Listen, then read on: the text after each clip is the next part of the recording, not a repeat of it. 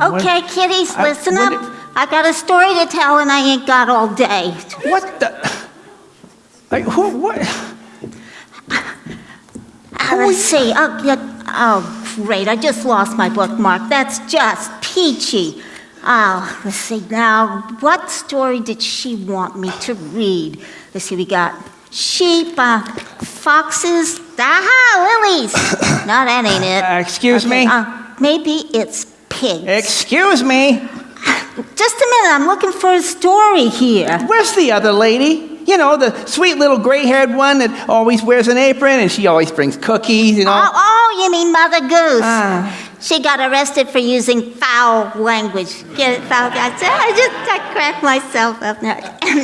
Seriously, she got the flu, so I'm pinch hitting for her. Oh. Now, let's see. Where's that story? I finally get to be part of a story and I end up with some... Vine! That's it. Hey, you must be part of the Vine. Ooh, you think? Now, can we get on with it? I've been waiting my whole life to be part of a story, and I'm ready to branch out. Keep your leaves on. What's the hurry? Well, if you must know, I'm thinking of moving out. Huh? You know, setting up on my own. I mean, this Vine thing's okay and all, but I really think I've outgrown it. I mean, let's face it. I'm big enough, I'm green enough, and doggone it, people like me. Oh, please. Okay, I'm reading. Once upon a time. Do you mind? Sheesh. Once upon a time, there was a vine. The vine was big and its roots went deep and its leaves were green. The sun brought it warmth and the warm sun brought it life, and the wind played among its leaves, and the life of this vine was very good. And the fruit that it bore was rich and sweet. What about me? I'm getting there. The reason the vine was so green and strong was because of the care of the master gardener. You see, he had planted it with his own hand, tended it with the tenderest of care, and it is even said he had filled it with his very life. Oh, this is so sweet. Come on, get to the part about me. Every day the gardener would rise up early to care for the vine. He would gather the fruit, get rid of the bugs and weeds, and prune any of the branches that needed it. Prune? Yeah, prune. Now, there was one particular branch that had grown very leafy. That's me. You think? Anyway, this branch had grown so leafy that there was no more room for fruit on it. So the gardener pulled out his shears and began to prune. Ow, ow, ow, ow, ow, hey, cut it out. Oh, you did. The gardener stopped in surprise. Little branch, you are too full of leaves to bear fruit. If you would only let me prune some of them, the life of the vine in you would bear much fruit. Yeah, look at yourself. You have hardly a speck of fruit on you, and all those big green leaves make you look kind of fat. Hey. I happen to like the looks of my leaves. Thank you very much. Now just read. But the branch liked the looks of his leaves and refused to be pruned. He thought to himself, there must be more to life than just hanging around the vine. There must be more to life than just hanging around the vine. Hey, Barkbrain, we just did that. Oh. Sheesh. Suddenly, a deer appeared out of the nearby forest. Deer? We don't get any deer around here. Well, you do in this story. The deer usually stayed in the cool green forest where the tall trees had many tender leaves. But today the deer wandered away from the cool shade of the woods to find something a little tastier. The deer walked over to the leafy branch and began to eat its fill, pulling the leaves off one by one. Ow. Hey, not so hard. Hey, watch the bark, pal. Suddenly, crack went the branch. Ow! The deer had pulled so hard that the branch had cracked and began to pull away from the vine. Startled by the noise, the deer bounded back into the forest. Don't come back! And the branch was left with a big crack in it. Oh.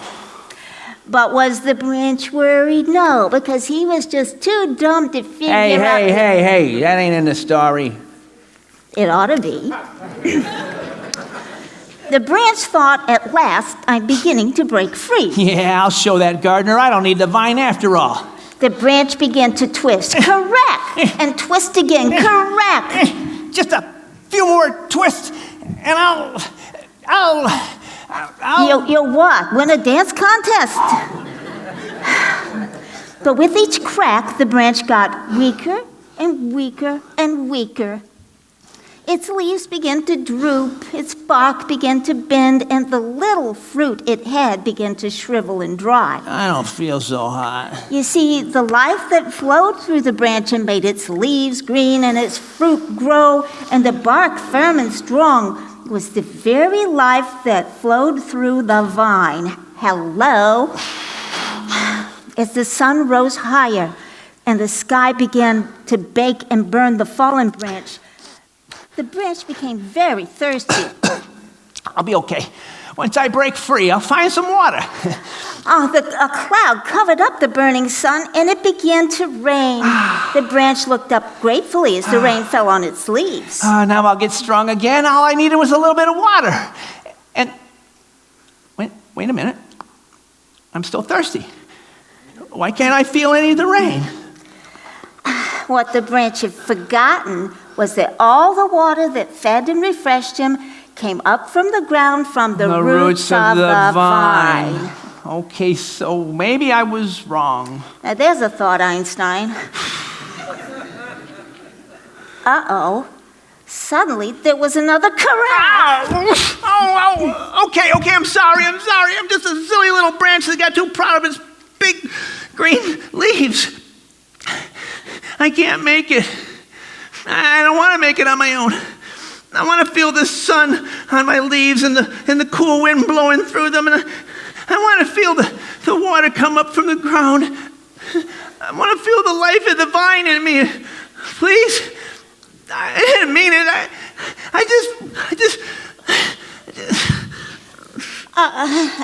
Hey, come on, little branch. Come on, little fella, you'll be all right. I think. Little branch? Oh, no, I don't like the way this story's going. The day went on and the night moved in, and the branch was now barely attached to the vine. The night wind yanked at him. An old owl pecked at him. A dog lifted its leg and scratched itself in front of him.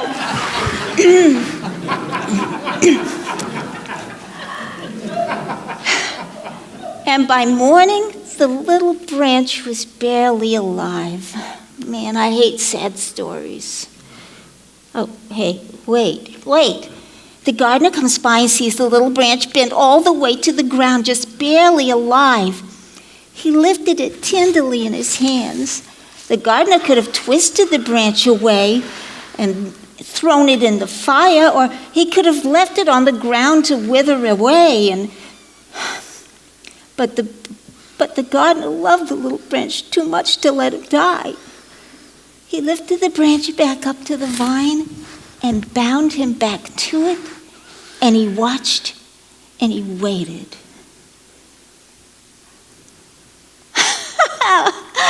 Here it is.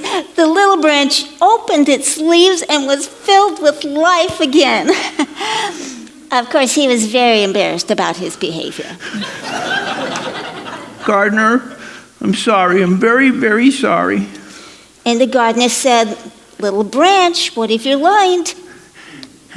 I learned that life is not in the sun or the wind or the rain, and especially not in being big and green and leafy and being out on your own.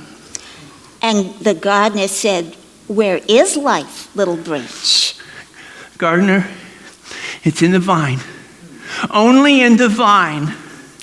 The gardener smiled. "You have learned well, little branch. You have learned well." And so goes the story of the wayward branch who lost himself but found his life right in the place he was always meant to be, in the vine. The end? No, the beginning. All right now.